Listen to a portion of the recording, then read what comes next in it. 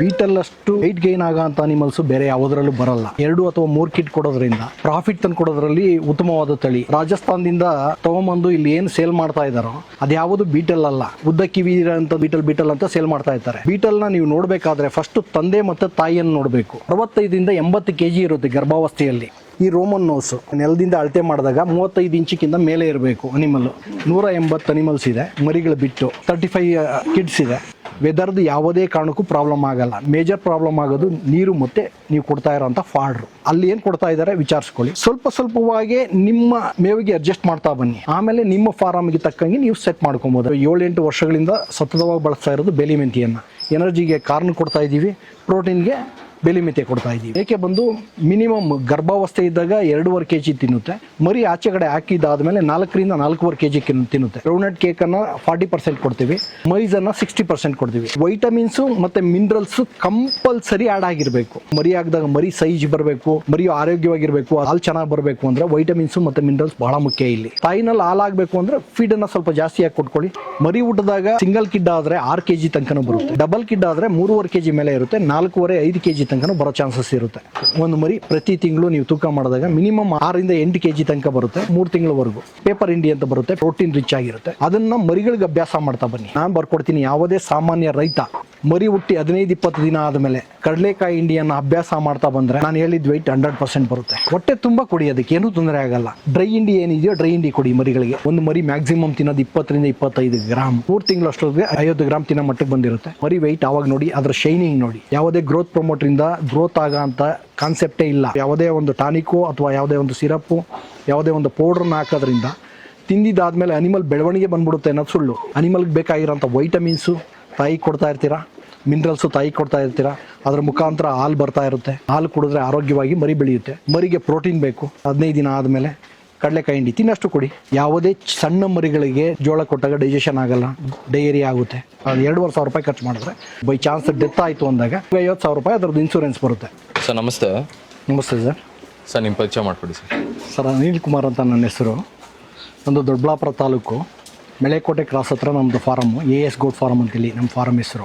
ಅವತ್ತಿಂದನೂ ಬೀಟಲ್ಲೇ ಮಾಡ್ಕೊಂಬತ್ತೀವಲ್ಲ, ಏನು ಇಲ್ಲ ನೋಡಿ, ಕಾರಣ ಏನು ಅಂತಂದರೆ ನಿಮಗೆ ಬೀಟಲ್ಲಷ್ಟು ನಿಮಗೆ ವೆಯ್ಟ್ ಗೈನ್ ಆಗೋ ಅಂಥ ಅನಿಮಲ್ಸು ಬೇರೆ ಯಾವುದರಲ್ಲೂ ಬರಲ್ಲ. ಆಮೇಲೆ 2 ಕಿಡ್ ಕೊಡೋದ್ರಿಂದ, 2 ಅಥವಾ 3 ಕಿಡ್ ಕೊಡೋದ್ರಿಂದ ಇದು ನಮಗೆ ಪ್ರಾಫಿಟ್ ತಂದು ಕೊಡೋದ್ರಲ್ಲಿ ಉತ್ತಮವಾದ ತಳಿ. ಬೇರೆ ಎಲ್ಲ ತಳಿಗಳು ಈಗ ಶಿರೋಹಿ ಅದೆಲ್ಲ ಬರ್ತದೆ, ಸಿಂಗಲ್ ಕಿಡ್ ಕೊಡುತ್ತೆ. ಇನ್ನು ಬೇರೆ ನಿಮ್ಗೆ ಉಸ್ಮಾನಾಬಾದಿ ಅಂತ ಹೋಗ್ತೀವಿ, ಅದು ನೋಡೋದಕ್ಕೆ ಭಾಳ ಕುರ್ಜವಾಗಿರ್ತದೆ, ಭಾಳ ತೀರಾ ಚಿಕ್ಕದಾಗಿರುತ್ತೆ. 3 ಮರಿ 4 ಮರಿ ಹಾಕ್ಬಿಡುತ್ತೆ. ತಾಯಿನಲ್ಲಿ ಹಾಲಾಗಲ್ಲ, ಬೆಳವಣಿಗೆ ಭಾಳ ನಿಧಾನವಾಗಿರ್ತದೆ. ಆದ್ದರಿಂದ ನಾವು ಬೀಟಲನ್ನೇ ಆಯ್ಕೊಂಡ್ಕೊಂಡಿದ್ದು. ನಾವು ಇದುವರೆಗೂ ಬೀಟಲನ್ನು ಏನು ಮಾಡ್ತಾ ಇದ್ದೀವೋ ಜಾಸ್ತಿ ಮಾಡ್ಕೊಂಡು ಹೋಗ್ತಾ ಇದ್ದೀವಿ, ಕಡಿಮೆ ಮಾಡಿಲ್ಲ. ಇದೇ ಬೀಟಲ್ ಅಂತ ಹೆಂಗೆ ಸರ್ ಕಂಡುಹಿಡಿಯೋದು ಮರಿಯಿಂದ? ಇದು ದೊಡ್ಡ ಕಷ್ಟ ಈ ರೈತರಿಗೆ. ಹೊಸಬರು ಬಂದಾಗ ಏನಾಗುತ್ತೆ, ಈಗ ಉದ್ದ ಕಿವಿ ಇರೋಂಥದ್ದೆಲ್ಲ ಬೀಟಲ್ಲು ಅಂತ ಆಗೋಗಿದೆ ಮಾರ್ಕೆಟಲ್ಲಿ. ಸುಮಾರು ಕಡೆ ನೀವು ಅಬ್ಸರ್ವ್ ಮಾಡ್ಬೋದು. ರಾಜಸ್ಥಾನದಿಂದ ತೊಗೊಂಬಂದು ಇಲ್ಲಿ ಏನು ಸೇಲ್ ಮಾಡ್ತಾ ಇದ್ದಾರೋ ಅದ್ಯಾವುದು ಬೀಟಲ್ ಅಲ್ಲ. ನಾವು ಪಂಜಾಬಿಂದ ತಂದಿದ್ದೀವಿ ಅಂತ ಹೇಳ್ಬಿಟ್ಟು ರಾಜಸ್ಥಾನದಿಂದ ತೊಗೊಂಬಂದು ಉದ್ದ ಕಿವಿ ಇರೋಂಥದ್ದನ್ನೆಲ್ಲ ಬೀಟಲ್ ಅಂತ ಸೇಲ್ ಮಾಡ್ತಾ ಇರ್ತಾರೆ. ಬೀಟಲ್ನ ನೀವು ನೋಡಬೇಕಾದ್ರೆ ಫಸ್ಟು ತಂದೆ ಮತ್ತು ತಾಯಿಯನ್ನು ನೋಡಬೇಕು. ಮರಿಗಳಲ್ಲಿ ನಿಮಗೆ ಇದೇ ಬೀಟಲ್ಲು ಅಂತ ಗೊತ್ತಾಗಲ್ಲ. ತಾಯಿ ನೋಡಬೇಕು. ತಾಯಿ ನಿಮ್ಗೆ ಒಳ್ಳೆ ಬೆಳವಣಿಗೆ ಬಂದಿರೋ ಅಂಥ ತಾಯಿ ಸುಮಾರು 65 ಇಂದ 80 kg ಇರುತ್ತೆ ಗರ್ಭಾವಸ್ಥೆಯಲ್ಲಿ ಬೀಟಲ್ಲು. ಆದರೆ ಕ್ರಾಸ್ ಬ್ರೀಡಲ್ಲಿ ಇಷ್ಟು ತೂಕ ಬರಲ್ಲ. ಇನ್ನು ಅದು ಬಿಟ್ಟರೆ ನಿಮಗೆ ರೋಮನ್ ನೋಸು ಇಲ್ಲಿ ಕಾಣುತ್ತಲ್ಲ, ಈ ರೋಮನ್ ನೋಸು ಕ್ರಾಸ್ ಬ್ರೀಡ್ಗಳಲ್ಲಿ ಈ ರೋಮನ್ ನೋಸ್ ಕಾಣಲ್ಲ. ಹಡ್ಡರ್ ಕ್ವಾಲಿಟಿ ಚೆನ್ನಾಗಿರಬೇಕು. ಹೈಟ್ ಮಿನಿಮಮ್ ಅಂದ್ರೂ 35 ಎಬೋ ಇರಬೇಕು. ಅಂದರೆ ನಾವು ಹಿಂಭಾಗದಲ್ಲಿ ಇಲ್ಲಿ ಏನು ಕಾಣುತ್ತೋ ಈ ಭಾಗದಲ್ಲಿ ಕೆಳಗಡೆ ನೆಲದಿಂದ ಅಳತೆ ಮಾಡಿದಾಗ 35 ಇಂಚಿಗಿಂತ ಮೇಲೆ ಇರಬೇಕು ಅನಿಮಲ್ಲು. ಆಗ ಇದು ಬೀಟಲ್ ಅಂತ ಹೇಳ್ಬೋದು ನಾವು.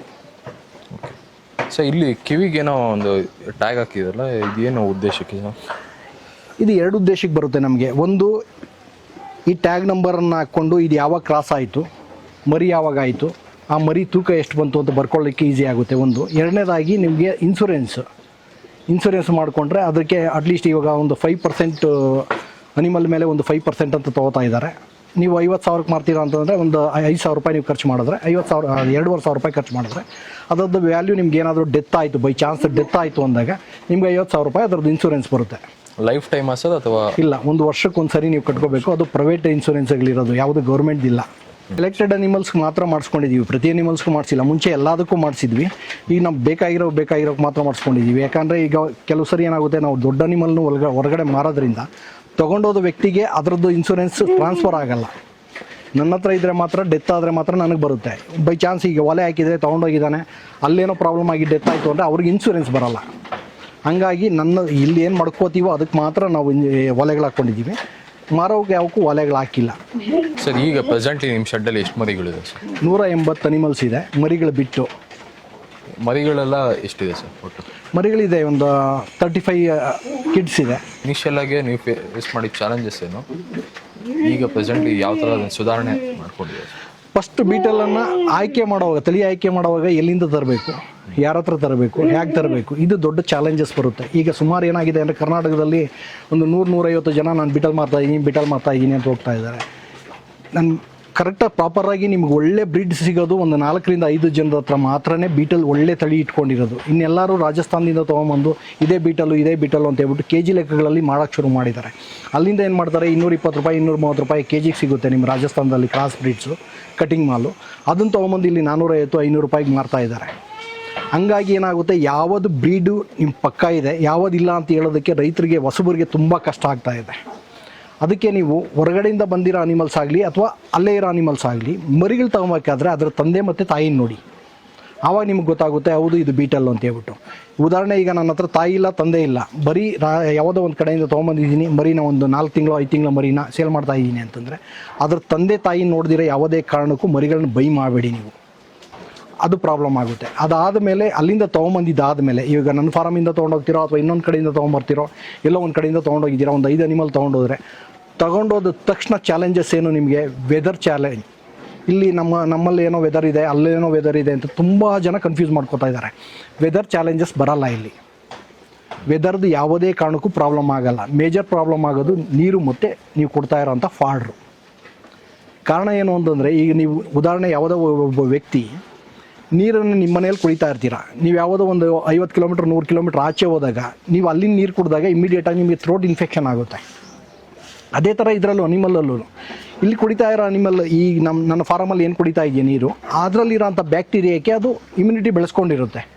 ನೀವು ತೊಗೊಂಡೋದ ತಕ್ಷಣ ಏನಾಗುತ್ತೆ, ಅಲ್ಲಿ ಹೊಸ ನೀರು ಕೊಡ್ತೀರಾ, ನಾನು ಶುದ್ಧವಾಗಿರೋ ನೀರೇ ಕೊಡ್ತೀನಾ ಅಂತ ಹೇಳ್ತೀರಾ, ಬಟ್ ಅದರಲ್ಲಿ ಯಾವುದೋ ಒಂದು ಬ್ಯಾಕ್ಟೀರಿಯಾ ಇರುತ್ತೆ, ಅದಕ್ಕೆ ಇದು ಇಮ್ಯುನಿಟಿ ಬೆಳೆಸ್ಕೊಂಡಿರಲ್ಲ. ಕುಡಿದ ತಕ್ಷಣ ಥ್ರೋಟ್ ಇನ್ಫೆಕ್ಷನ್ ಆಗೋದು ಅಥವಾ ನೆಗಡಿ ಬರೋದು, ಜ್ವರ ಬರೋದು, ಈ ಥರದ್ದು ಶುರುವಾಗುತ್ತೆ. ಅದಕ್ಕೆ ಟ್ರೀಟ್ಮೆಂಟ್ ಮಾಡಿಕೊಂಡ್ರೆ ನಿಮಗೇನು ಪ್ರಾಬ್ಲಮ್ ಆಗಲ್ಲ. ಒಂದು 15-20 ದಿನ ಆದಮೇಲೆ ನಿಮ್ಮ ವಾತಾವರಣಕ್ಕೆ ಅದು ಸೆಟ್ ಆಗಿ ಹೋಗುತ್ತೆ. ಅಂದರೆ ನಿಮ್ಮ ನೀರು ಮತ್ತು ನಿಮ್ಮ ಮೇವಿಗೆ ಸೆಟ್ ಆಗಿ ಹೋಗುತ್ತೆ. ನಾವು ಯಾವುದೋ ಒಂದು ಮೇವು ಕೊಡ್ತಾ ಇರ್ತೀವಿ, ನೀವು ಇಮಿಡಿಯೇಟಾಗಿ ತೊಗೊಂಡೋಗಿ ಒಣಮೇವೇ ಹಾಕ್ತೀನಿ ನಾನು ಅಂತ ಹೇಳ್ತೀರಾ, ಇಲ್ಲ ಹಸಿ ಮೇವು ಯಾವುದೋ ಒಂದು ಹಸಿ ಮೇವನ್ನು ಸಪ್ರೇಟಾಗಿ ಕೊಟ್ಬಿಡ್ತೀರಾ, ಹೊಟ್ಟೆ ತುಂಬ ಕೊಟ್ಬಿಡ್ತೀರಾ. ಆವಾಗ ಜೀರ್ಣಶಕ್ತಿಯಲ್ಲಿ ಪ್ರಾಬ್ಲಮ್ ಆಗುತ್ತೆ, ಹೊಟ್ಟೆ ಒಳಗಡೆ ಜೀರ್ಣಶಕ್ತಿ ಡಿಸ್ಟರ್ಬ್ ಆಗುತ್ತೆ. ರುಮಿನೆಂಟ್ ಡಿಸ್ಟರ್ಬ್ ಆದಾಗ ಅನಿಮಲ್ ಆರೋಗ್ಯ ತಪ್ಪುತ್ತೆ. ಇದನ್ನು ನೀವು ಅಲ್ಲಿ ಏನು ಕೊಡ್ತಾ ಇದ್ದಾರೆ ವಿಚಾರಿಸ್ಕೊಳ್ಳಿ. ಸ್ವಲ್ಪವಾಗಿ ನಿಮ್ಮ ಮೇವಿಗೆ ಅಡ್ಜಸ್ಟ್ ಮಾಡ್ತಾ ಬನ್ನಿ. ಆವಾಗ ನಿಮ್ಗೆ ಏನೇ ಮೇವು ಕೊಟ್ಟರು ಇಮ್ಮಿಡಿಯೇಟಾಗಿ ಅದು ಏನೂ ಪ್ರಾಬ್ಲಮ್ ಇಲ್ದಿರ ಬೆಳವಣಿಗೆ ಶುರುವಾಗುತ್ತೆ. ಅದು ಬಿಟ್ಬಿಟ್ಟು ಈಗ ಏನೋ ತೊಗೊಂಡೋಗ್ತೀರಾ, ನಾವು ಯಾವಾಗ ಕೊಡ್ತಾ ಇದ್ದೀವಿ, ಇಲ್ಲಿ ಏನೋ ಡ್ರೈ ಫಾಡ್ರ್ ಕೊಡ್ತಾ ಇದ್ದೀವಿ, ಇಮಿಡಿಯೇಟಾಗಿ ನೀವು ಹೋಗಿ ಹಸಿ ಮೇವು ಕೊಡೋದು, ಅಥವಾ ನಾವು ಹಸಿ ಮೇವು ಕೊಡ್ತಾ ಇದ್ದೀವಿ, ಇಮಿಡಿಯೇಟಾಗಿ ಹೋಗಿ ನೀವು ಡ್ರೈ ಫಾಡ್ರ್ ಕೊಡೋದು. ಆವಾಗ ತಿನ್ನಲ್ಲ. ಡ್ರೈ ಫಾಡ್ರ್ ಕೊಟ್ಟಾಗ ಏನಾಗುತ್ತೆ, ಮೇವನ್ನು ತುಂಬ ಕಡಿಮೆ ತಿಂತವೆ, ಆವಾಗ ಪ್ರಾಬ್ಲಮ್ ಶುರುವಾಗುತ್ತೆ. ನಾನು ಡ್ರೈ ಫಾಡ್ರ್ ಕೊಡುವಾಗ ನೀವು ಹಸಿ ಮೇವು ಕೊಟ್ಟರೆ ಏನಾಗುತ್ತೆ, ಜಾಸ್ತಿ ತಿನ್ನುತ್ತೆ, ಜೀರ್ಣಶಕ್ತಿ ಪ್ರಾಬ್ಲಮ್ ಆಗುತ್ತೆ. ಅದಕ್ಕೆ ಯಾವುದೇ ವ್ಯಕ್ತಿ ಯಾವುದೇ ಫಾರಮಲ್ಲಿ ಬೈ ಮಾಡಬೇಕಾದ್ರೆ ಅಲ್ಲಿ ಯಾವ ಫೀಡ್ ಕೊಡ್ತಾ ಇದ್ದಾನೆ, ಅಲ್ಲಿ ಕಾನ್ಸಂಟ್ರೇಟ್ ಫೀಡ್ ಏನು ಕೊಡ್ತಾ ಇದ್ದಾನೆ, ಫಾಡ್ರಸ್ ಏನು ಕೊಡ್ತಾ ಇದ್ದಾನೆ, ಲೆಗ್ಯೂಮ್ಸ್ ಏನು ಕೊಡ್ತಾ ಇದ್ದಾನೆ ವಿಚಾರಿಸ್ಕೊಂಡು ಅದಕ್ಕೆ ತಕ್ಕಂಗೆ ನೀವು ಸ್ವಲ್ಪ ಚೇಂಜ್ ಮಾಡ್ಕೊಂಡೋಗಿ ಆಮೇಲೆ ನಿಮ್ಮ ಫಾರಮ್ಗೆ ತಕ್ಕಂಗೆ ನೀವು ಸೆಟ್ ಮಾಡ್ಕೊಬೋದು ಅನಿಮಲ್ಸನ್ನು. ನಾನು ಫಸ್ಟ್ ಟೈಮು ನಾನು ಶುರು ಮಾಡಿದಾಗ, ಅಂದರೆ 12 ವರ್ಷದ ಹಿಂದೆ, 13 ವರ್ಷದ ಹಿಂದೆ ಶುರು ಮಾಡಿದಾಗ ನಾನು ಲೋಕಲಲ್ಲಿ ಒಂದು 10 ಅನಿಮಲ್ ತೊಗೊಂಬಂದಿದ್ದು. ಅದಾದಮೇಲೆ ಈಗ ಒಂದು 13 ವರ್ಷದಿಂದ ನಾನು ಪಂಜಾಬಿಂದನೇ ನೇರವಾಗಿ ತರಿಸ್ಕೊತಾ ಇದ್ದೀನಿ. ಪಂಜಾಬಿಂದ ತರಿಸ್ಕೊಂಡಾಗ ಕೆಲವು ಚಾಲೆಂಜಸ್ ಎದುರಾಗುತ್ತೆ. ಅಲ್ಲಿಂದ ತೊಗೊಂಬಂದಾಗ ಏನಾಗುತ್ತೆ, 5 ದಿನ ಜರ್ನಿ ಬೇಕು. 5 ದಿನದವರೆಗೂ ನಾವು ಪ್ರತಿದಿನ ಅಲ್ಲಿ ಎಲ್ಲಾದರೂ ಒಂದು ಕಡೆ ಇಳಿಸಿ, ಅಲ್ಲಿ ಮೇವು ಹಾಕಿ, ಅಲ್ಲಿ ನೀರು ಕುಡಿಸಿ, ಮತ್ತು ಒಳಗಡೆ ಹಾಕ್ಕೊಂಡು ಬರ್ತಾ ಇರ್ತೀವಿ. ಅಲ್ಲಿ ಇಳಿಸಿದಾಗ ಏನಾಗುತ್ತೆ, ಟಿಕ್ಸ್, ಯಾವುದೇ ಒಂದು ಪ್ರದೇಶದಲ್ಲಿ ನಾವು ಅನಿಮಲ್ಸನ್ನು ಇಳಿಸಿದಾಗ ಅಲ್ಲಿರೋ ಅಂಥ ಟಿಕ್ಸು ಆಟೋಮೆಟಿಕ್ಕಾಗಿ ಅನಿಮಲ್ಸಿಗೆ ಹತ್ಕೊಳ್ತವೆ. ಹತ್ಕೊಂಡಿದ್ದಾದಮೇಲೆ ಏನಾಗುತ್ತೆ, ಅಲ್ಲಿ ಕಚ್ಚಿಬಿಟ್ಟು ನಾವೇನೋ ಸ್ಪ್ರೇ ಮಾಡಿರ್ತೀವಿ, ಕಚ್ಚಿದಾದಮೇಲೆ ಸಾಯ್ತದೆ. ಕಚ್ಚಿದಾದಮೇಲೆ ಸತ್ತರೆ ಏನಾಗುತ್ತೆ, ಆ ಟಿಕ್ಸಲ್ಲಿ ಯಾವುದಾದ್ರೂ ಇನ್ಫೆಕ್ಟ್ ಆಗಿರೋಂಥ ಟಿಕ್ಸು ಇತ್ತು ಅಂದರೆ ನಮ್ಮ ಅನಿಮಲ್ಸ್ಗಳು ಒಂದು ಸರಿ ಬೈಟ್ ಮಾಡ್ತು ಅಂತಂದರೆ ಪ್ರೋಟೋಝೋ ಒಳಗಡೆ ಹಾಕ್ಬಿಡುತ್ತೆ. ಪ್ರೋಟೋಸೋ ಒಳಗಡೆ ಆಗ್ತು ಅಂತಂದರೆ ನಮ್ಗೆ ಅಲ್ಲಿಂದ ಬಂದಾಗ ಇಲ್ಲೇನು ಗೊತ್ತಾಗಲ್ಲ. ಅನಿಮಲ್ಸ್ ಇಳಿಸ್ಕೊಂಡ್ವಿ, ಎಲ್ಲ ಚೆನ್ನಾಗಿದೆ, ಯಾವುದು ಟಿಕ್ಸ್ ಇಲ್ಲ, ಒಳಗಡೆ ಬಿಟ್ಕೊಂಡಿದ್ದೀವಿ. ಒಳಗಡೆ ಬಿಟ್ಕೊಂಡಿದ್ದಾದಮೇಲೆ ಏನಾಗುತ್ತೆ, ಒಂದು 5 to 7 ಡೇಸ್ ಆದಮೇಲೆ ರಕ್ತಹೀನತೆ ಶುರುವಾಗುತ್ತೆ. ಕಣ್ಣುಗಳಲ್ಲಿ ತೆಗೆದ್ರೆ ಒಂದು ಚೂರು ಬ್ಲಡ್ ಇರಲ್ಲ, ನಿಧಾನ ವೀಕ್ ಆಗ್ತಾ ಬರುತ್ತೆ. ಇಮ್ಮಿಡಿಯೇಟಾಗಿ ಅದನ್ನು ಗುರುತಿಸ್ಕೊಂಡು ಕೆಲವು ಮೆಡಿಸಿನ್ಸ್ ಇದೆ, ಅದಕ್ಕೆ ತಕ್ಕಂಗೆ ಮೆಡಿಸಿನ್ಸ್ ಬಳಸ್ಕೊಂಡ್ರೆ ನಿಮ್ಗೆ ಇಮ್ಮಿಡಿಯೇಟಾಗಿ ಯಾವುದೇ ಪ್ರಾಬ್ಲಮ್ ಆಗಲ್ಲ. ಅದರ್ವೈಸ್ ಒಳಗಡೆ ಇರೋಂಥ ಎಲ್ಲ ರೆಡ್ ಬ್ಲಡ್ ಸೆಲ್ಸನ್ನು ರೆಪ್ಚರ್ ಮಾಡಿಬಿಟ್ಟು ಅನಿಮಲ್ಸ್ ಸಾಯೋ ಸ್ಟೇಜಿಗೆ ಹೋಗ್ಬಿಡುತ್ತೆ. ಟಿಕ್ಸ್ ಈಸ್ ಮೇಜರ್ ಪ್ರಾಬ್ಲಮ್ ಇದರಲ್ಲಿ. ಅಂದರೆ ಒಳಗಡೆ ಗ್ರೇಜಿಂಗಲ್ಲಿ ಬಿಡ್ತೀರಾ ಅಂತಂದರೆ ಟಿಕ್ಸು ತುಂಬ ತೊಂದರೆ ಕೊಡುತ್ತೆ. ಗ್ರೇಜಿಂಗಲ್ಲಿ ಇಲ್ಲ ಅಂದರೆ ಹೊರಗಡೆಯಿಂದ ತರವಾಗ, ಈಗ ಹೇಳಿದ್ನಲ್ಲ, ಪಂಜಾಬಿಂದ ಬರಬೇಕಾದ್ರೆ ಅನಿಮಲ್ಸನ್ನು ನಾವು ಅಲ್ಲಲ್ಲೇ ಇಳಿಸ್ತೀವಿ. ಆ ಜಾಗಗಳಲ್ಲಿ ಟಿಕ್ಸ್ ಇಲ್ಲ ಅಂತ ಹೇಳಲಿಕ್ಕೆ ಬರಲ್ಲ. ಆ ಜಾಗಗಳಲ್ಲಿ ಟಿಕ್ಸ್ ಕಚ್ಚಿದ್ದಾದಮೇಲೆ, ನಾವಿಲ್ಲಿ ಬಂದಿದ್ದಾದಮೇಲೆ ಪ್ರಿಕಾಷನರಿ ಆಗಿ ಅದಕ್ಕೆ ಏನೇನಾಗಿದೆ ನೋಡಿಕೊಂಡು, ಅದು ಪ್ರಾಬ್ಲಮ್ ಏನಾನ ಇದೆಯಾ ನೋಡಿಕೊಂಡು ಇಮಿಡಿಯೇಟಾಗಿ ಟ್ರೀಟ್ಮೆಂಟ್ ಮಾಡ್ಕೋಬೇಕಾಗುತ್ತೆ. ಸರ್, ಈಗ ಪ್ರೆಸೆಂಟ್ಲಿ ಇದು ಮೇಂಟೆನೆನ್ಸ್ ಎಲ್ಲ ಯಾವ ಥರ ಮಾಡ್ತಾ ಇದೆ? ಫೀಡ್ಸ್ ಆಗಿರ್ಬೋದು, ಫಾಡರ್ ಆಗಿರ್ಬೋದು. ಮೇಜರ್ ಈಗ ರೈತರು ತಿಳ್ಕೊಬೇಕಾಗಿರೋದು ಮೇಜರಾಗಿ ಫೀಡು ಮತ್ತು ಫಾಡ್ರು ಅಂತ ಹೋದಾಗೆ ನಮಗೆ ಲೆಗ್ಯೂಮ್ಸು ಮತ್ತು ಫಾಡ್ರಲ್ಲಿ ಲೆಗ್ಯೂಮ್ಸ್ ಅಂತ ಹೇಳಿದ್ರೆ ಪ್ರೋಟೀನ್ ಇರೋ ಅಂಥ ಆಹಾರ, ಪ್ರೋಟೀನ್ ಇರೋ ಅಂಥ ಮೇವು. ಪ್ರೋಟೀನ್ ಇರೋ ಮೇವು ಯಾವ್ದು ಕೊಡ್ತೀರಾ ಮತ್ತು ಎನರ್ಜಿ ಇರೋ ಅಂಥ ಮೇವು ಯಾವ್ದು ಕೊಡ್ತೀರಾ ಅನ್ನೋದು ಇಂಪಾರ್ಟೆಂಟ್ ಆಗುತ್ತೆ. ಈ ಪ್ರೋಟೀನ್ ಇರೋ ಮೇವು ಯಾವ್ದು ಕೊಡ್ತೀವಿ ಅಂದರೆ ನಾವು ಬೇಲಿ ಮೆತ್ತಿಯನ್ನು ಯಥೇಚ್ಛವಾಗಿ ಬೆಳೆಸ್ತಾ ಇದ್ದೀವಿ. ನಾವು ಸುಮಾರು ವರ್ಷಗಳಿಂದ, ಒಂದು 7-8 ವರ್ಷಗಳಿಂದ ಸತತವಾಗಿ ಬಳಸ್ತಾ ಇರೋದು ಬೇಲಿ ಮೆಂತಿಯನ್ನು. ಅದು ಬಿಟ್ಟರೆ ನೀವು ಎನರ್ಜಿ ಯಾವ್ದು ಕೊಡ್ತೀರಾ ಅಂದರೆ ಕಾರ್ನು, ಎಲ್ಲೋ ಮೈಸ್ ಅಂತ ಹೇಳ್ತೀವಲ್ಲ, ಅದನ್ನು 90 ದಿನಗಳಾದ ಮೇಲೆ ಕಟ್ ಮಾಡಿಕೊಂಡು ಹಾಕಿದ್ರೆ ತುಂಬ ಒಳ್ಳೆಯದು. ಈ ಎರಡೇ ಕೊಟ್ಟರು ಸಾಕು. ಆ್ಯಕ್ಚುಲಿ ತುಂಬ ಜನ ತಿಳ್ಕೊಂಡಿದ್ದಾರೆ, ಇಲ್ಲ 4-5 ಥರದ ಮೇವುಗಳು ಕೊಡಬೇಕು ಮೇಕೆಗಳಿಗೆ, ಒಂದು 4-5 ಜಾತಿ ಮೇವಿಲ್ಲ ಅಂತಂದರೆ ಮೇಕೆ ಬೆಳೀಲಿಕ್ಕಾಗಲ್ಲ. ಸುಳ್ಳದು. ಅದಕ್ಕೆ ಕೇಳೋದೇನು, ಒಳ್ಳೆ ಮೇವು ಯಾವತ್ತು ಕೊಡ್ತೀರಾ ಅಂತ ಕೇಳಲ್ಲ. ಒಳ್ಳೆ ಮೇವು ಯಾವತ್ತು ಕೊಡ್ತೀರಾ, ಇಂಥದೇ ಜಾತಿ 4-5 ಥರದ್ದು ಕೊಡಿ ಅಂತ ಕೇಳಲ್ಲ. ಅದು ನಿಮ್ಗೆ ಒಳ್ಳೆ ಪ್ರೋಟೀನ್ ಇರಬೇಕು, ಅದ್ರ ಜೊತೆಯಲ್ಲಿ ಎನರ್ಜಿ ಇರಬೇಕು. ಎನರ್ಜಿಗೆ ಕಾರ್ನ್ ಕೊಡ್ತಾಯಿದ್ದೀವಿ, ಪ್ರೋಟೀನ್ಗೆ ಬೇಲಿ ಮೆಂತೆ ಕೊಡ್ತಾಯಿದ್ದೀವಿ. ಈ 2 ಕೊಟ್ಟರೆ ಸಾಕು ಹೊಟ್ಟೆ ತುಂಬ. ಅಂದರೆ ಒಂದು ಮೇಕೆ ಬಂದು ಮಿನಿಮಮ್ ಗರ್ಭಾವಸ್ಥೆ ಇದ್ದಾಗ 2.5 kg ತಿನ್ನುತ್ತೆ. ಮರಿ ಆಚೆ ಕಡೆ ಹಾಕಿದ್ದಾದಮೇಲೆ 4ರಿಂದ 4.25 kg ತಿನ್ನುತ್ತೆ. ಆನ್ ಆನ್ ಆವ್ರೇಜ್ 3.5 kg ಮೇವು ತಿನ್ನುತ್ತೆ. ಅದರಲ್ಲಿ 70% ನಾವು ಇದನ್ನು ಬಳಸ್ತೀವಿ, ಬೇಲಿ ಮೆಂತೆಯನ್ನು ಬಳಸ್ತೀವಿ. ಇನ್ನು 30% ಕಾರ್ನನ್ನು ಬಳಸ್ತೇವೆ. ಆವಾಗ ಏನಾಗುತ್ತೆ, ನಮಗೆ ಕಾರ್ನು ಮತ್ತು ಬೇಲಿ ಮೆಂತೆ ಎರಡರಲ್ಲೂ ಯಥೇಚ್ಛವಾದ ಫೈಬರ್ ಇದೆ. ಜೀರ್ಣ ಆಗೋದಕ್ಕೆ ಇಲ್ಲಿ ಪ್ರಾಬ್ಲಮ್ಮೇ ಏನು ತೊಂದರೆನೇ ಆಗಲ್ಲ, ಆರಾಮಾಗಿ ಜೀರ್ಣ ಆಗುತ್ತೆ. ಫೀಡಿಗೆ ಬಂದಾಗ ಫೀಡನ್ನು ನೀವು ಯಾವ ರೀತಿ ಬಳಸಬೇಕು ಅಂತಂದರೆ, ಫಲ ಆಗಿರೋದಕ್ಕೆ ಒಂದು ರೀತಿಯಲ್ಲಿ ಕೊಡಬೇಕು, ಓತಗಳ ಜೊತೆಯಲ್ಲಿ ಬಿಟ್ಟು ಫಲ ಇಲ್ಲ, ಈಗ ಅದು ಗರ್ಭ ಧರಿಸ್ಬೇಕು, ಓತಗಳ ಜೊತೆಯಲ್ಲಿ ಬಿಟ್ಟಿದ್ದೀವಿ, ಅದಕ್ಕೆ ಒಂಥರ ಕೊಡಬೇಕು, ಮರಿ ಹಾಕಿರೋದಕ್ಕೆ ಒಂಥರ ಕೊಡಬೇಕಾಗುತ್ತೆ. ಮೇಜರಲ್ಲಾಗಿ ಇದರಲ್ಲಿ ಏನಾಗುತ್ತೆ, ನಾವು ಗ್ರೌಂಡ್ನಟ್ ಕೇಕ್ ಮತ್ತು ಮೈಜು ಇವೆರಡನ್ನು ಯಥೇಚ್ಛವಾಗಿ ಬಳಸ್ತೀವಿ. ಗ್ರೌಂಡ್ನಟ್ ಕೇಕನ್ನು 40% ಕೊಡ್ತೀವಿ, ಮೈಜನ್ನು 60% ಕೊಡ್ತೀವಿ. ಅದರ ಜೊತೆಯಲ್ಲಿ ನೀವು ವೈಟಮಿನ್ಸು ಮತ್ತು ಮಿನರಲ್ಸು ಕಂಪಲ್ಸರಿ ಆ್ಯಡ್ ಆಗಿರಬೇಕು. ವೈಟಮಿನ್ಸು ಮಿನರಲ್ಸ್ ಇಲ್ಲ ಅಂತಂದರೆ ಯಾವುದೇ ಕಾರಣಕ್ಕೂ ಅನಿಮಲ್ಸು ಹೆಲ್ತಿಯಾಗಿರೋಕ್ಕೆ ಸಾಧ್ಯನೇ ಇಲ್ಲ. ನಿಮ್ಮ ಮರಿ ಆಗಿದಾಗ ಮರಿ ಸೈಜ್ ಬರಬೇಕು, ಮರಿಯು ಆರೋಗ್ಯವಾಗಿರಬೇಕು, ಅದರಲ್ಲಿ ಹಾಲು ಚೆನ್ನಾಗಿ ಬರಬೇಕು ಅಂದರೆ ವೈಟಮಿನ್ಸು ಮತ್ತು ಮಿನರಲ್ಸ್ ಭಾಳ ಮುಖ್ಯ. ಇಲ್ಲಿ ವೈಟಮಿನ್ಸು ಮಿನರಲ್ಸು ಎಲ್ಲ ನಾವು ಸ್ವಂತ ತೊಗೊಂಬಂದು ಬೇರೆ ಬೇರೆ ಮೆಡಿಸಿನ್ಗಳು ಮಿಕ್ಸ್ ಮಾಡಿಕೊಂಡು, ನಾವು ಆ ಪ್ರೊಫೆಷನಲ್ಲಾಗಿ ಮಿಕ್ಸ್ ಮಾಡಿಕೊಂಡು ಅದನ್ನು ನಾವು ಫೀಡಲ್ಲಿ ಮಿಕ್ಸ್ ಮಾಡಿಕೊಂಡು ಅನಿಮಲ್ಗಳಿಗೆ ಕೊಡ್ತೇವೆ.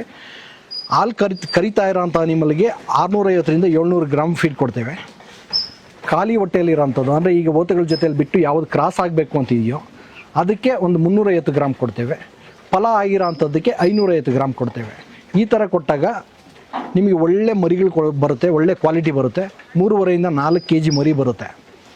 ಆ ಮರಿ ನೆಕ್ಸ್ಟ್ ಈಗ ನಾವು ಏನಾಗುತ್ತೆ, ಈ ಮರಿ ಆಗ್ತು 500 ಗ್ರಾಮ್ ಕೊಡ್ತಾಯಿದ್ದೀವಿ ಫಲ ಆಗಿದ್ದಾಗ, ಮರಿ ಆಗ್ತು ಅಂದರೆ ಇಮ್ಮಿಡಿಯೇಟಾಗಿ ನಾವು 650 ಗ್ರಾಮ್ ಕೊಡಬೇಕಾಗುತ್ತೆ. ಆ 650 ಗ್ರಾಮ್ ಕೊಟ್ಟಾಗ ಏನಾಗುತ್ತೆ, ಹಾಲಿನ ಇಳುವರಿ ಜಾಸ್ತಿ ಆಗುತ್ತೆ. ಹಾಲಿನ ಇಳುವರಿ ಜಾಸ್ತಿ ಆದಾಗ ಆಟೋಮೆಟಿಕ್ಕಾಗಿ ನಿಮಗೆ ಮರಿ ಪ್ರತಿ ತಿಂಗಳು ಅಬ್ಸರ್ವ್ ಮಾಡ್ತಾ ಬನ್ನಿ, ಪ್ರತಿ ತಿಂಗಳು 6ರಿಂದ 8 kg ರೈಸ್ ಆಗಬೇಕು. 6ರಿಂದ 8 kg ಬರ್ತಾ ಇಲ್ವಾ, ತಾಯಿನಲ್ಲಿ ಹಾಲು ಬರ್ತಾ ಇಲ್ಲ ಅಂತ ಅರ್ಥ. ಮರಿ ತಾನಾಗಿ ಹುಟ್ಟೋಗಿ ಚೆನ್ನಾಗಿದೆ, 3.5 kg 4 kg ಹುಟ್ಟಿದೆ. ಅದಾದಮೇಲೆ ನಿಮಗೆ ಒಳ್ಳೆ ಬೆಳವಣಿಗೆ ಬರ್ತಾ ಇಲ್ಲ ಅಂತಂದರೆ ಹಾಲಾಗ್ತಾ ಇಲ್ಲ, ತಾಯಿನಲ್ಲಿ ಹಾಲಾಗ್ತಾ ಇಲ್ಲ ಅಂತ ಅರ್ಥ.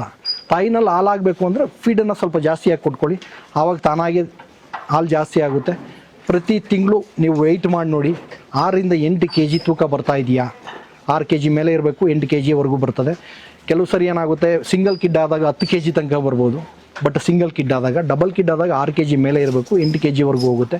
ಪ್ರತಿ ತಿಂಗಳು ತೂಕ ಮಾಡಿ ನೋಡಿ ಕರೆಕ್ಟಾಗಿ ಬರ್ತಾ ಇದೆಯಾ, ನೀವೆಲ್ಲದನ್ನು ಕರೆಕ್ಟಾಗಿ ಕೊಡ್ತಾ ಇದ್ದೀರಾ ಅಂತ. ಮರಿ ತೂಕ ಬರ್ತಾ ಇಲ್ವಾ, ನೀವು ಫಾಡ್ರು ಲೆಗ್ಯೂಮ್ಸು ಮತ್ತು ಫೀಡಲ್ಲಿ ಏನೋ ಮಿಸ್ಟೇಕ್ ಆಗಿದೆ ಅಂತ ಅಷ್ಟನ್ನು ನೋಡಿಕೊಂಡ್ರೆ ಸಾಕು. ನೀವು ಮರಿ ಊಟದಾಗ ನಿಮಗೆ ಸಿಂಗಲ್ ಕಿಡ್ ಆದರೆ 6 kg ತನಕನೂ ಬರುತ್ತೆ, ಡಬಲ್ ಕಿಡ್ ಆದರೆ 3.5 kg ಮೇಲೆ ಇರುತ್ತೆ, 4.5 kg ತನಕನೂ ಬರುತ್ತೆ. ಬಟ್ ಸಿಂಗಲ್ ಕಿಡ್ ಆದರೆ ನಿಮ್ಗೆ 6 kg ತನಕನೂ ಬರ್ಬೋದು. ಡಬಲ್ ಕಿಡ್ ಆದರೆ 3.5 kg ಮೇಲೆ ಇರುತ್ತೆ, 4.5 kg ತನಕನೂ ಬರೋ ಚಾನ್ಸಸ್ ಇರುತ್ತೆ.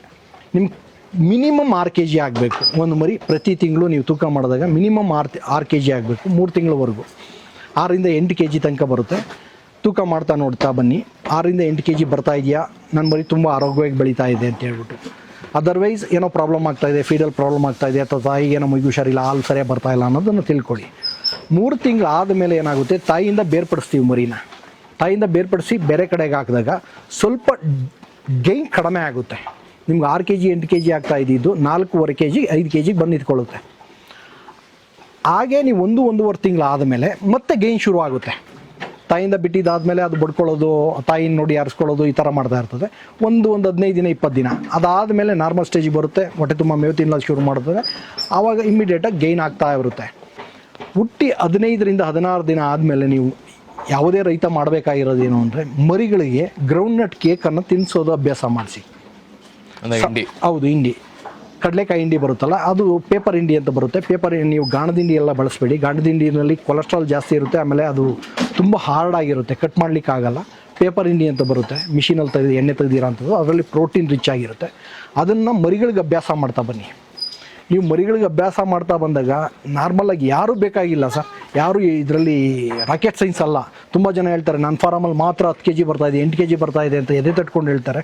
ನಾನು ಬರ್ಕೊಡ್ತೀನಿ, ಯಾವುದೇ ಸಾಮಾನ್ಯ ರೈತ ಮರಿ ಹುಟ್ಟಿ 15-20 ದಿನ ಆದಮೇಲೆ ಕಡಲೆಕಾಯಿ ಹಿಂಡಿಯನ್ನು ಅಭ್ಯಾಸ ಮಾಡ್ತಾ ಬಂದರೆ ನಾನು ಹೇಳಿದ ವೆಯ್ಟ್ 100% ಬರುತ್ತೆ.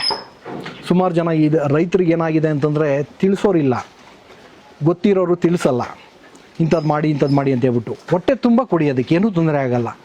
ತುಂಬ ಜನ ಏನು ತಿಳ್ಕೊಂಡಿದ್ದಾರೆ, ಹೊಟ್ಟೆ ತುಂಬನ ಲೂಸ್ ಮೋಷನ್ ಆಗ್ಬಿಡುತ್ತೆ. 100% ಆಗೋಲ್ಲ. ನೀರಲ್ಲಿ ಮಿಕ್ಸ್ ಮಾಡಿ ನೆನೆ ಹಾಕ್ಬಿಟ್ಟು ಹಿಂಡಿ ಕೊಟ್ಟರೆ ಮಾತ್ರ ಲೂಸ್ ಮೋಷನ್ ಆಗುತ್ತೆ, ಡಯರಿ ಆಗುತ್ತೆ. ಯಾವುದೇ ಕಾರಣಕ್ಕೂ ನೀರು ಟಚ್ ಮಾಡಿಸ್ಬೇಡಿ ಹಿಂಡಿಗೆ. ಡ್ರೈ ಹಿಂಡಿ ಏನಿದೆಯೋ ಡ್ರೈ ಹಿಂಡಿ ಕೊಡಿ ಮರಿಗಳಿಗೆ, ಹೊಟ್ಟೆ ತುಂಬ ಕೊಟ್ಟು ತಿನ್ನಲಿ. ತುಂಬ ಜನ ಏನು ತಿಳ್ಕೊಂಡಿದ್ದಾರೆ, ಹೊಟ್ಟೆ ತುಂಬ ಕೊಟ್ಬಿಟ್ರೆ ನಮ್ಮ ಗ್ಲಾಸ್ ಆಗ್ಬಿಡುತ್ತೆ. ಒಂದು ಮರಿ ಮ್ಯಾಕ್ಸಿಮಮ್ ತಿನ್ನೋದು 20ರಿಂದ 25 ಗ್ರಾಮ್, ಅದ್ರ ಮೇಲೆ ಅದು ತಿನ್ನಲ್ಲ. ತುಂಬ ಜನ ಅರ್ಧ kg ತಿನ್ಬಿಡುತ್ತೆ, 1 kg ತಿನ್ನುತ್ತೆ, ಯಾವುದೇ ಕಾರಣಕ್ಕೂ ತಿನ್ನಲ್ಲ. ತಿನ್ನೋದು 20ರಿಂದ 25 ಗ್ರಾಮ್ ಮರಿ ತಿನ್ನುತ್ತೆ. ಹೋಗ್ತಾ 50 ಗ್ರಾಮ್ವರೆಗೂ ತಿನ್ನುತ್ತೆ ನಿಮಗೆ 3 ತಿಂಗಳಲ್ಲಿ. 3 ತಿಂಗಳಷ್ಟೊತ್ತಿಗೆ 50 ಗ್ರಾಮ್ ತಿನ್ನೋ ಮಟ್ಟಕ್ಕೆ ಬಂದಿರುತ್ತೆ. ಬಟ್ ಮರಿ ವೆಯ್ಟ್ ಆವಾಗ ನೋಡಿ, ಅದರ ಶೈನಿಂಗ್ ನೋಡಿ. ತುಂಬ ಜನ ಕೆಲವು ಮೆಡಿಸಿನ್ಗಳು ಬಳಸೋಕ್ಕೆ ಶುರು ಮಾಡ್ತಾರೆ. ಮರಿ ಗ್ರೋತ್ ಬರ್ತಾ ಇಲ್ಲ, ನಮ್ಗೆ ಒಳ್ಳೆ ಗ್ರೋತ್ ಬರಬೇಕು ಅಂದರೆ ಯಾವುದೋ ಮೆಡಿಸಿನ್ ಬಳಸಬೇಕು, ಆ ಮೆಡಿಸಿನ್ ಗ್ರೋತ್ ಪ್ರಮೋಟರ್ಗಳು ಬಳಸಬೇಕು. ನೋಡಿ, ಇಲ್ಲಿ ತಿಳ್ಕೊಳ್ಳಿ, ಒಂದು ರೈತರು ಮೇಯ್ನ್ ತಿಳ್ಕೊಬೇಕಾಗಿರೋದು ಏನು ಅಂದರೆ, ಯಾವುದೇ ಗ್ರೋತ್ ಪ್ರಮೋಟ್ರ್ ಇಲ್ಲ. ಯಾವುದೇ ಗ್ರೋತ್ ಪ್ರಮೋಟ್ರಿಂದ ಗ್ರೋತ್ ಆಗೋ ಅಂಥ ಕಾನ್ಸೆಪ್ಟೇ ಇಲ್ಲ. ಆ ಥರ ಎಲ್ಲ ಗ್ರೋತ್ ಆಗ್ಬೋದು ಅನ್ನೋಂಗಿದ್ದಾರೆ ಮನುಷ್ಯರೇ ಬಳಸ್ತಾಯಿದ್ರು. ಕುಳ್ಳಿಗಿರೋರನ್ನು ಯಾವುದಾದ್ರೂ ಟಾನಿಕ್ ಕೊಟ್ಬಿಟ್ಟು ಉದ್ದ ಮಾಡ್ಬೋದು ಅಂತಂದಿದ್ರೆ ಇವತ್ತುವರೆಗೂ ಎಲ್ಲ ಕುಳ್ಳಿಗೆ ಯಾಕಿರ್ತಾಯಿದ್ರು. ಯಾವುದಾದ್ರೂ ಗ್ರೋತ್ ಪ್ರಮೋಟರ್ಗಳನ್ನ ತೊಗೊಂಡು ತಿಂದ್ಬಿಟ್ಟು ಅವನು ಉದ್ದ ಬೆಳಿಬೋದಾಗಿತ್ತಲ್ಲ. ಅನಿಮಲ್ಸಲ್ಲೂ ಅಷ್ಟೇ ಗ್ರೋತ್ ಪ್ರಮೋಟರ್ ಅಂದರೆ ಯಾವುದೂ ಇಲ್ಲ. ಅದನ್ನು ತಿಂದು ಏನೋ ಯಾವುದೇ ಒಂದು ಟಾನಿಕ್ಕು ಅಥವಾ ಯಾವುದೇ ಒಂದು ಸಿರಪ್ಪು, ಯಾವುದೇ ಒಂದು ಪೌಡ್ರನ್ನ ಹಾಕೋದ್ರಿಂದ ತಿಂದಿದ್ದಾದಮೇಲೆ ಅನಿಮಲ್ ಬೆಳವಣಿಗೆ ಬಂದ್ಬಿಡುತ್ತೆ ಅನ್ನೋದು ಸುಳ್ಳು. ಅನಿಮಲ್ಗೆ ಬೇಕಾಗಿರೋಂಥ ವೈಟಮಿನ್ಸು ತಾಯಿಗೆ ಕೊಡ್ತಾ ಇರ್ತೀರ, ಮಿನರಲ್ಸು ತಾಯಿಗೆ ಕೊಡ್ತಾ ಇರ್ತೀರ. ಅದರ ಮುಖಾಂತರ ಹಾಲು ಬರ್ತಾ ಇರುತ್ತೆ. ಹಾಲು ಕುಡಿದ್ರೆ ಆರೋಗ್ಯವಾಗಿ ಮರಿ ಬೆಳೆಯುತ್ತೆ. ಮರಿಗೆ ಪ್ರೋಟೀನ್ ಬೇಕು. ನೀವು ಪ್ರೋಟೀನ್ ನಾನು ಹೇಳಿದ್ನಲ್ಲ, 15 ದಿನ ಆದಮೇಲೆ ಕಡಲೆಕಾಯಿ ಹಿಂಡಿ ತಿನ್ನಷ್ಟು ಕೊಡಿ. ಏನಾದರೂ ಆದರೆ ನನ್ನ ನಂಬರ್ಗೆ ಫೋನ್ ಮಾಡಿ, ನಾನಿದ್ದೀನಿ ನಿಮ್ಮ ಡಯರಿಯಾ ಈ ಥರ ಆದರೆ ವಾಪಸ್ ನನಗೆ ಫೋನ್ ಮಾಡಿ ಕೇಳಿ, ಈ ಥರ ಹೇಳಿದ್ದೀರಲ್ಲ, ಈ ಥರ ಪ್ರಾಬ್ಲಮ್ ಆಗ್ತಾಯಿದೆ ಅಂತ ನಾನು ಕೇಳಿ. ಯಾವುದೇ ಕಾರಣಕ್ಕೂ ಸಮಸ್ಯೆ ಬರಲ್ಲ ಇದರಲ್ಲಿ. ಅದೇ ರೀತಿ ಜೋಳನ ಕೊಡೋಕ್ಕೆ ಹೋಗ್ಬಿಡಿ ಮರಿಗಳಿಗೆ. ತುಂಬ ಜನ ಏನು ಮಾಡ್ತಾರೆ, ಜೋಳನ ನುಚ್ಚು ಮಾಡಿಸ್ಕೊಂಡ್ಬಿಟ್ಟು ಮರಿಗಳಿಗೆ ಹಾಕೋಕ್ಕೆ ಶುರು ಮಾಡ್ತಾರೆ. ಯಾವುದೇ ಸಣ್ಣ ಮರಿಗಳಿಗೆ ಡೈಜೆಷನ್ ಆಗಲ್ಲ. ಜೋಳ ಕೊಟ್ಟಾಗ ಡೈಜೆಷನ್ ಆಗಲ್ಲ, ಡಯರಿ ಆಗುತ್ತೆ. ಆ ತಪ್ಪನ್ನು ಯಾರೂ ಮಾಡಬೇಡಿ. ಹಿಂಡಿನ ಎಷ್ಟು ಯಥೇಚ್ಛವಾಗಿ ಬಳಸಿ, ಏನೂ ತೊಂದರೆ ಆಗಲ್ಲ ನಿಮಗೆ.